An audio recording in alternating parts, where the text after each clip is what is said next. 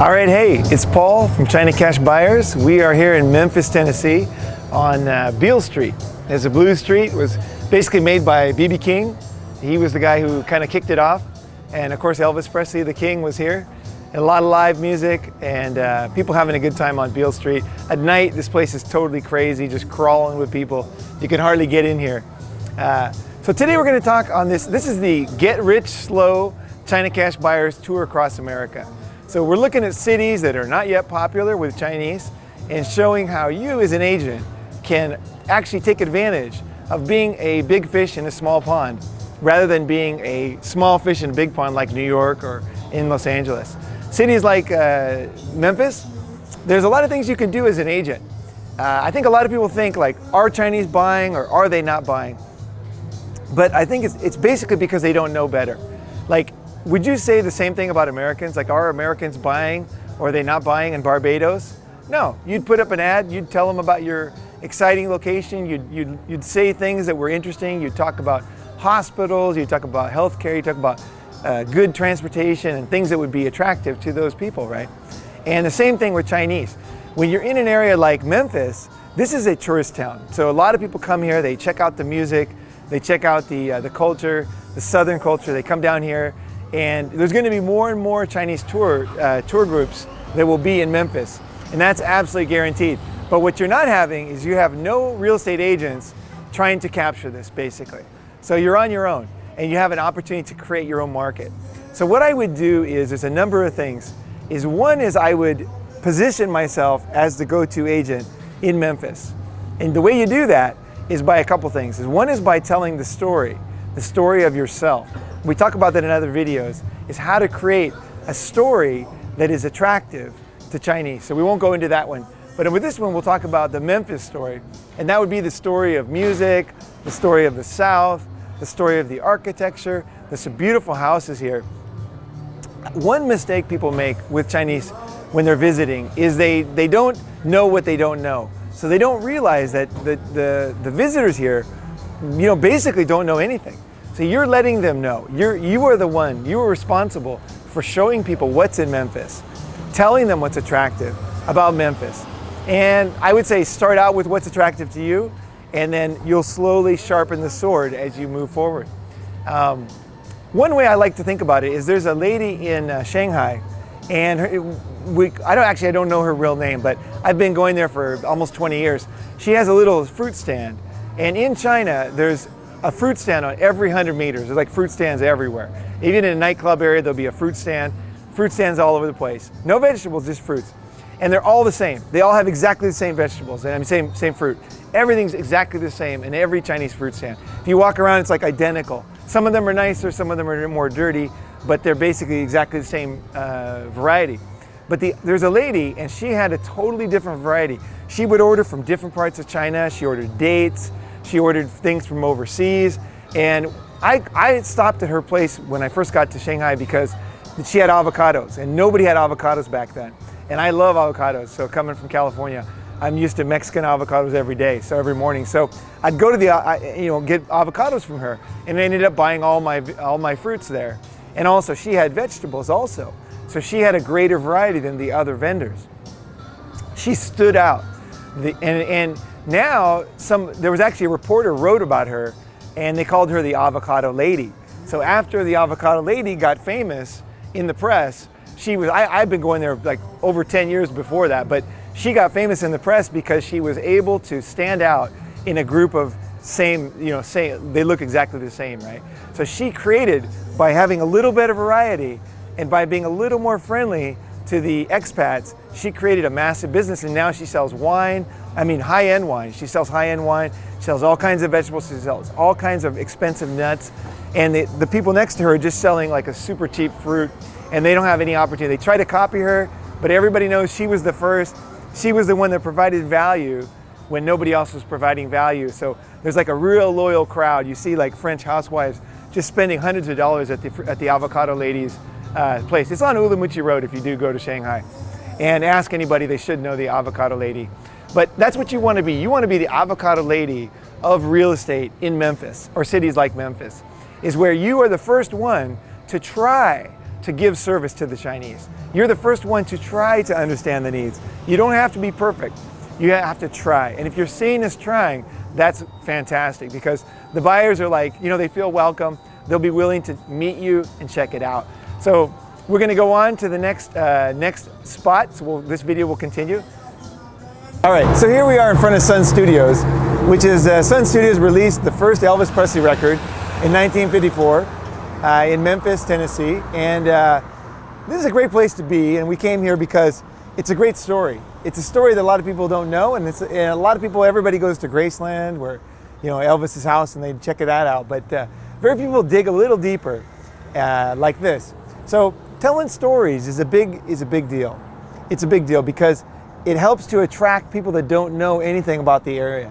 When you hear a story, it's very memorable. It's something that, you know, when you hear a story, it's like very difficult to forget, actually, a good story. For thousands or millions of years, whatever it is, hundreds of thousands of years, human beings have told stories around the fireplace.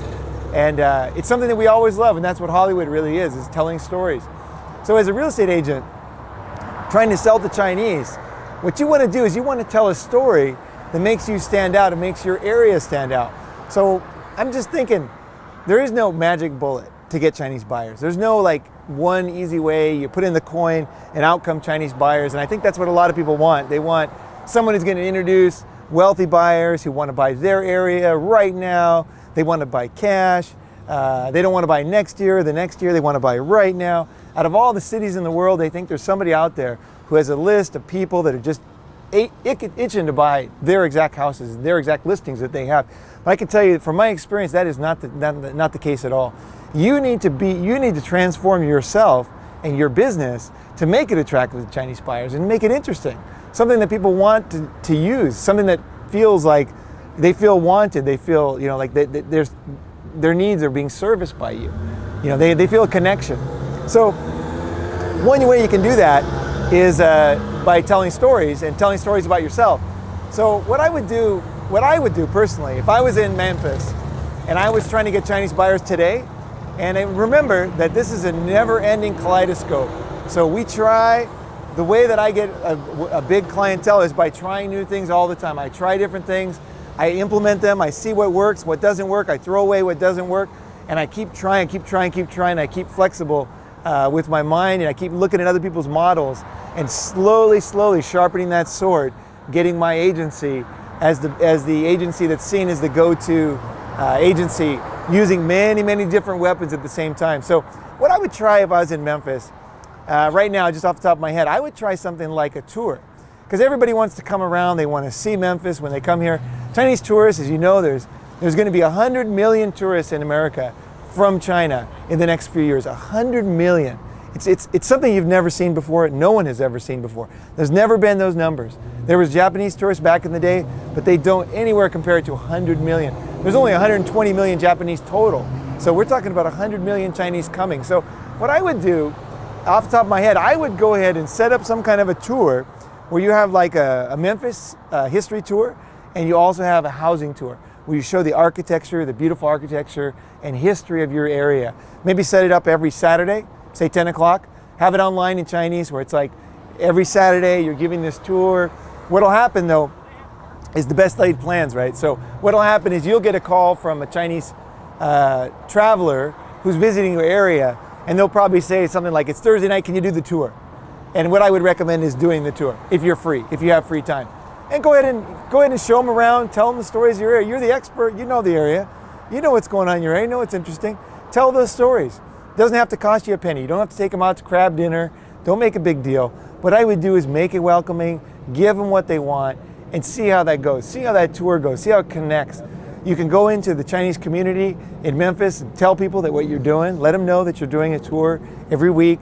You have a tour and it's Chinese focused. It's things that are interesting for Chinese people, and that Chinese people like your tour. And that's exactly what will happen is you'll start to have a tour that is attractive to Chinese because you'll be doing it every week, you'll be getting better and better, you'll know what people want, you know what people want to eat, and you'll know exactly what part of town they're interested in. So it's kind of for you, it's not just looking for buyers, it's also research for what they want to buy.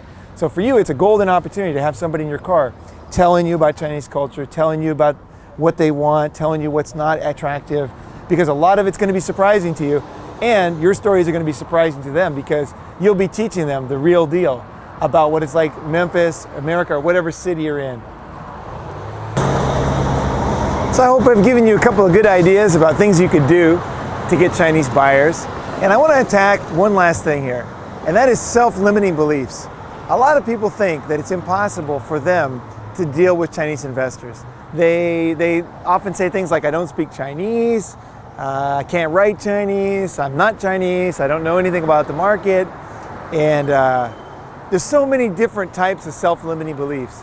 You know, that you are not capable, you're basic, the package you were born with and what you have is not good enough, or it's not right, doesn't fit to get Chinese investors. And I'm going to tell you that is complete baloney.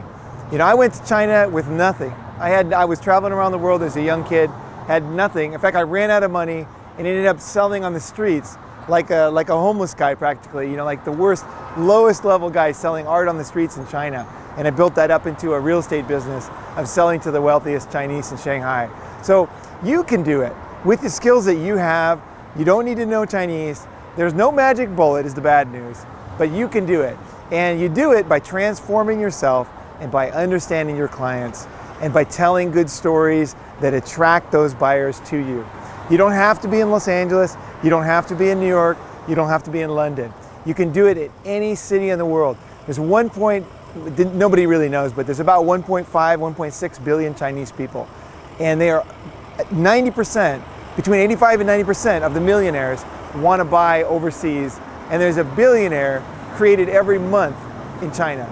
So there's tons of money. If you just open your heart, you open yourself, you start to study, you start to learn.